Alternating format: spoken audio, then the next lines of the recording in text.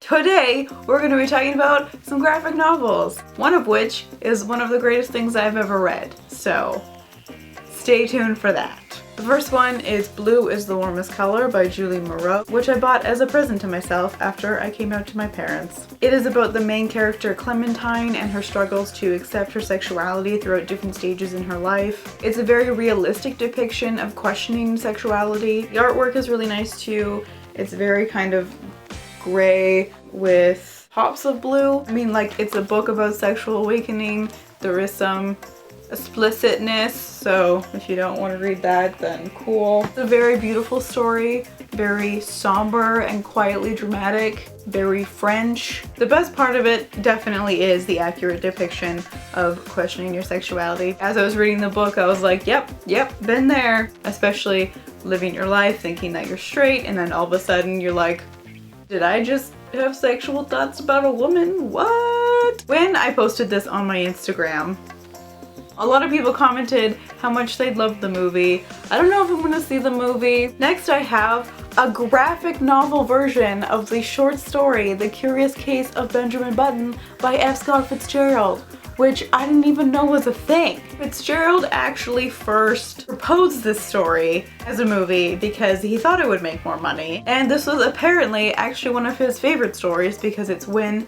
his writing style changed and he thought it was like the funniest thing he's ever written. But when it first came out, people were like, what is this? I can guarantee you it is nothing like the movie, even though I haven't seen it. And I will not. Because it's not this big, romantic, wild story. It's literally described as a jaunty tale. It's actually quite a like sad and quiet, funny story. And it kind of encapsulates a life of dissatisfaction in a way. It starts with Benjamin Button as this grumpy, sassy old man as he's born, like this.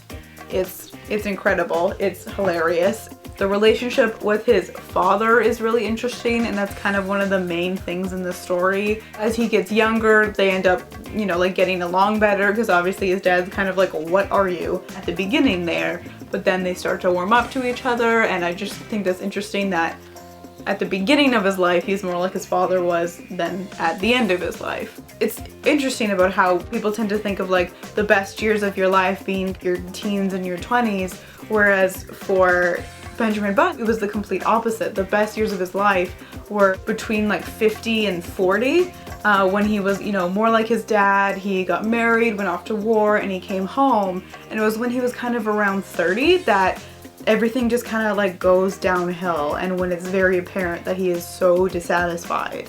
As he gets younger and younger, he starts to experience things more and more intensely. Saddest part is when he's a child and he has like lived this whole life that he can't even comprehend anymore, but he feels like he's missing something. And he has like all these feelings that he can't express, and it's sad.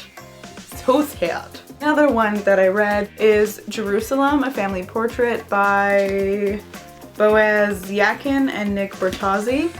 I have a lot to say about this one, so buckle down. This one is about a family during the creation of Israel as a state from 1945 to 1948. Sorry, I'm looking at my notes. I haven't read this in a while.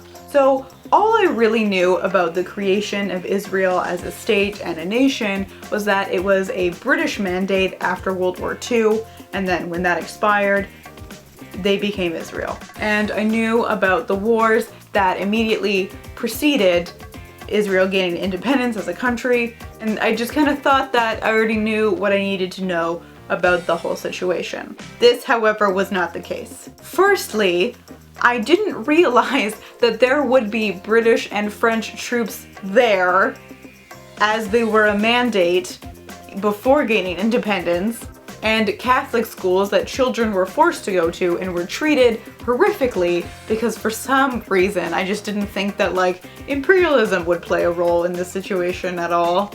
I also didn't realize how many different movements were going on during the surge for independence, and they all had different philosophies and outcomes and goals. There was like Zionism, Arab nationalist movements, and a communist movement that was fighting against Zionism because religion is the opiate of the masses, Marx.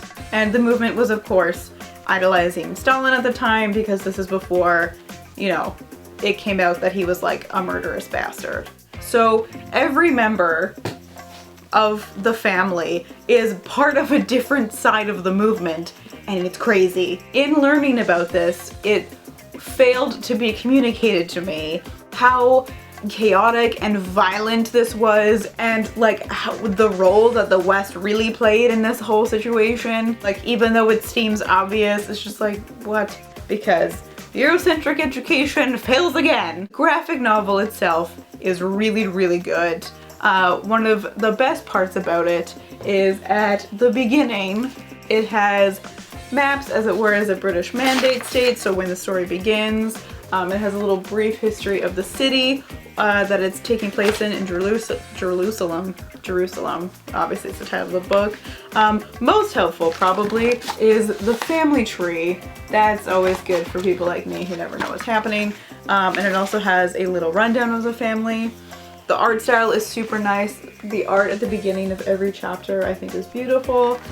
The actual art throughout the book itself is like, it's fine. It's nothing like super special. It's like kind of not super cartoony, but there's a really interesting dynamic between the inner and outer family conflicts, the different ways in which everyone is fighting and forging for a national identity. And the ending is devastating beyond belief.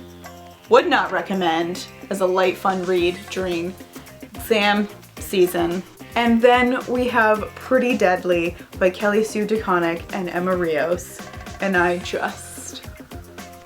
picked up this graphic novel and made one of the best decisions of my life.